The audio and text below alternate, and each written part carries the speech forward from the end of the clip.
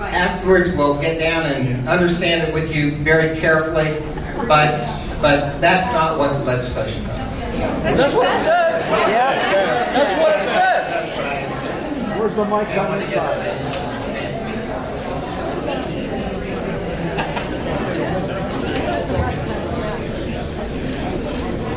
Thank you so much for having this town hall. I know a lot of good folks wanted you to answer the questions. We appreciate it. You're welcome. This is quite a large bill that you were referring to that everyone should read.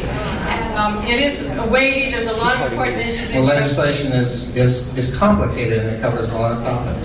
I hope that you have read it. And I think a lot of the concerns are about not only the end-of-life care that is being, the government could force those decisions, and there would even be in the Federal Registry, best practices. There will be a panel recommending healthcare protocols and best procedures, which a commissioner and the president will decide with no oversight of Congress. And I think people are concerned that all insurance policies will be, their doctors will be told what they can and cannot provide to them. And I think that's a great concern for folks. We have a great healthcare system in this country that people from Canada and all over the world come here. And,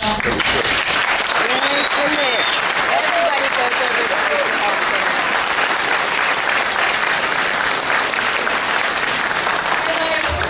there are problems with our system, and you can fix around the edges, including the pre-existing conditions. Here in West Virginia, we started a fund. The state funds. I'm sorry. What did you say about pre-existing conditions? Pre-existing conditions. Access West Virginia. It was begun when I was serving in the legislature. We put funds to insurance pool for pre-existing conditions. The state of West Virginia regulates insurance, and we've been able to create plans, make the law so that bare-bone policies can be available where people can afford insurance. If they don't need every single bell and whistle, they should be able to buy that policy. People should be able to choose what they want. Yeah. And I think there's great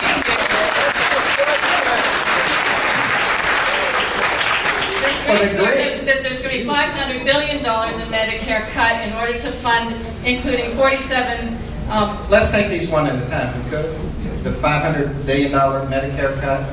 Indeed, it is not a $500 billion Medicaid cut. It is a contribution to Medicaid by not paying the $500 million, which should not be paid to insurers. And so actually, that's on the balance side. When you're not hiring more physicians and you're giving more care to more people, how do you receive good care if you're already able to receive care? And how do you provide care for these new folks when the expense to care, the expense is when you're very ill at the end of your life? And okay, well let me deal with those end-of-life issues, and thank you. The end-of-life issues, there has been a lot of consternation associated with the provision in the bill that provides for funding for physicians, primary caregivers, to counsel folks at that point in their lives. That's totally voluntary. That's totally voluntary on the part of the patient. That is totally voluntary on the part of the family. And that makes the whole discussion between doctors. Now, my feeling is, if folks are really concerned about it and feel that means, or hearing that means something different, or that it allows for a conversation that would be inappropriate, I think that's excellent input. People should be very comfortable about that process, and it should be explicit in the bill that your concern cannot happen, that it cannot end up being some sort of a encouragement for a patient. The other thing, to do something that would be untoward, something that would be improper, something that would result in a termination of life other than through a natural process. Let me say the other thing, just one more thing about that. That interpretation of that provision is not very flattering to doctors. I mean, they are not in the business of ending life. I mean, it's against their oath to do that.